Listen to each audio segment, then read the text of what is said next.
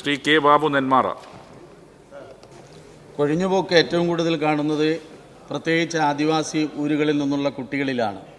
Sir, അത് തടയുന്നതിന് വാഹന സൗകര്യവും കെട്ടിടങ്ങളുടെ സൗകര്യങ്ങളും അധ്യാപകരെ നിയമിക്കുന്ന പ്രവർത്തനങ്ങളെ ഞാൻ അഭിനന്ദിക്കുന്നു. സാർ, എൻ്റെ നിയോജകമണ്ഡലത്തിലുള്ള തേക്കടി, അതുപോലെ തന്നെ ചുങ്കം LPയും ഹൈസ്കൂളും UP സ്കൂളുമാണ്. സാർ, അവിടെ നിന്നും കുട്ടികളെ പ്രീമെട്രി ഹോസ്റ്റലുകളിലേക്ക് മാറ്റി പഠിപ്പിക്കാൻ തയ്യാറായാലും വീട്ടിലേക്ക് തിരിച്ചു പോയാൽ വീണ്ടും അവർ ആ സ്കൂളിലേക്ക് വരാൻ കഴിയുന്നില്ല. അതുകൊണ്ട് തന്നെ ഇത്തരം സ്കൂളുകളെ അപ്ഗ്രേഡ് ചെയ്താൽ, വലിയ ചെലവില്ലാതെ തന്നെ അപ്ഗ്രേഡ് ചെയ്യാനുള്ള തീരുമാനമുണ്ടാകുമോ എന്നതാണ് എൻ്റെ ചോദ്യം. Yes minister. സാർ, ഇന്നലത്തെ ക്യാബിനറ്റിൽ വയനാട് ജില്ലയിലെ ഈ രൂപത്തിലുള്ള 3 സ്കൂളുകൾ അപ്ഗ്രേഡ് ചെയ്തിട്ടുണ്ട്.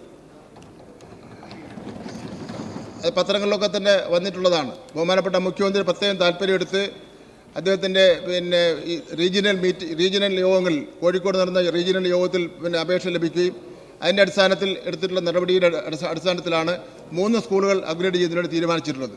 അതേ രൂപത്തിലുള്ള ഒരു കാര്യമാണ് ബഹുമാനപ്പെട്ട അങ്ങ് അവിടെ സൂചിപ്പിച്ചത്. അദ്ദേഹം ഒരു അപേക്ഷ നൽകട്ടെ, അതിലെന്ത് കാര്യങ്ങൾ ചെയ്യാൻ കഴിയുന്നത് സംബന്ധിച്ചുള്ള പരിശോധിക്കാം.